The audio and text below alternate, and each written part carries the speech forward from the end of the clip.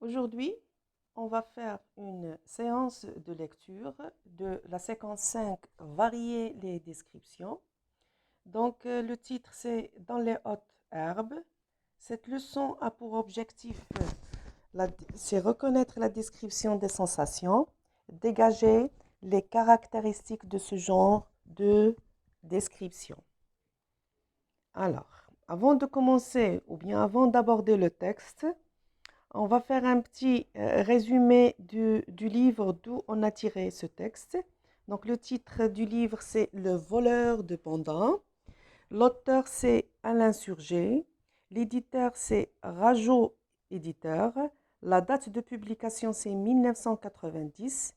Le résumé, l'un après l'autre, les pandas du zoo de Chongqing disparaissent. Alors, sont-ils vendus à un autre zoo, à des trafiquants, à un cirque, résolus à retrouver les animaux et à confondre le voleur, le jeune Li Feng guette une nuit, une ombre jaillit, une lourde caisse sur l'épaule. Sans réfléchir, Li Feng se lance à sa poursuite. Donc, voilà un petit résumé du texte. Le texte est dans les hautes herbes du livre L'heure de français. Li Feng suivit des voleurs de pendants, animaux de Chine, aujourd'hui protégés. L'enfant grimpa sur la berge, regarda autour de lui. Un train hurla dans la nuit. Un appel déchirant, incisif comme un coup de couteau. Le convoi passa dans un tonnerre d'acier. Le roulement décrut, la longue chenille de lumière blanche s'effaça dans une courbe. Le silence à nouveau, bleu et froid, collait à la bruine qui s'était remise à tomber. Le garçon marchait le long de la rive. Un froissement de vent. Il se jeta à plat ventre. Rien. Ce devait être le vent ou la pluie sur les roseaux. Il y en avait tant et tant qui bruissaient en frottant leurs tiges empanachées de chaque côté de Yangchang. Rien à faire, renchena-t-il en se relevant. Cette fois, je l'ai vraiment perdu. Il s'apprêtait à se retourner lorsqu'il perçut un raclement, un bruit différent du murmure continuel des roseaux. Il tendit l'oreille, distingua un clapotement qui dominait le léger ressac de l'eau contre le berger, puis le crissement des tiges contre une masse dure. Li Feng eut juste le temps de se dissimuler dans les hautes herbes. Donc l'auteur, c'est Alain Surgé. Le livre, c'est Le voleur de pandas, c'est la collection Cascade. L'éditeur, c'est Rajo. Alors maintenant, on va répondre aux questions de compréhension. Ce que vous allez faire, vous allez compléter le tableau. Donc, vous allez remplir le titre, qui est l'auteur, la date de publication, le personnage, l'éditeur. Aussi, pourquoi Li Feng suit-il un homme pendant la nuit?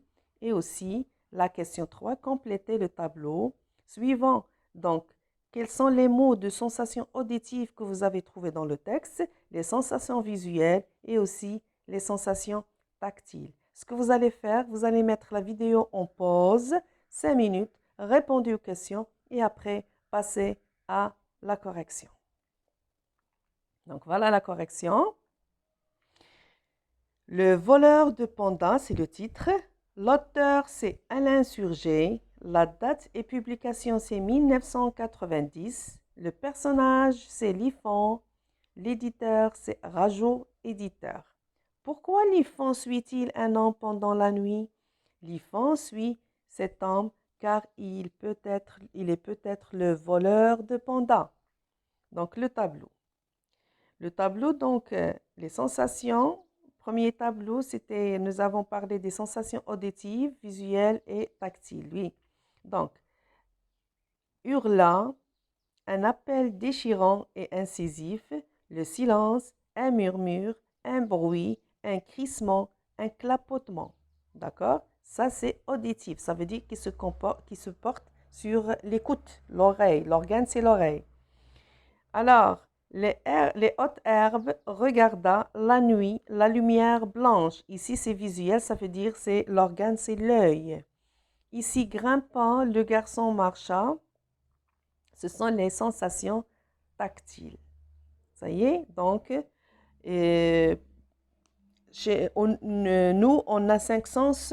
Donc, les sens sont la sensation visuelle, la sensation auditive, la sensation olfactive, la sensation tactile et la sensation gustative. On va expliquer tout ça, ça veut dire. Alors, trace écrite. Le personnage, c'est l'éléphant. Le lieu, c'est en Chine. Le temps, c'est la nuit. L'élément décrit, ce sont les sensations. Donc, on a parlé des sensations. Donc, c'est quoi une sensation? Les sensations, ce sont la vue, ce qu'on a vu dans le texte, ce qu'on a trouvé. On n'a trouvé que 3. La vue, c'est lumière blanche, bleue, regarda, perçu. Donc, ce qui rapporte avec les yeux. L'écoute, un train hurlant, un appel déchirant, incisif, tonnerre, le roulement, le silence, froissement, tendit l'oreille, clapotement. Donc ça, c'est l'écoute. Ça veut dire l'organe, c'est l'oreille. Le toucher, froid, frottement. Le toucher, c'est la peau. Donc je retiens. La description peut porter dans le récit sur les sensations. La vue, voir, regarder, apercevoir, etc. L'écoute, entendit, bruit sonore. L'odorat, parfum, puant, sonore. Le goût, dégusté, sucré, salé. Le toucher, froid, chaud, brûlant. Donc, ici, on a utilisé les sensations. Donc, les sensations, c'est les 5 sens. C'est l'ouïe, l'odorat, le goût, la vue et le toucher.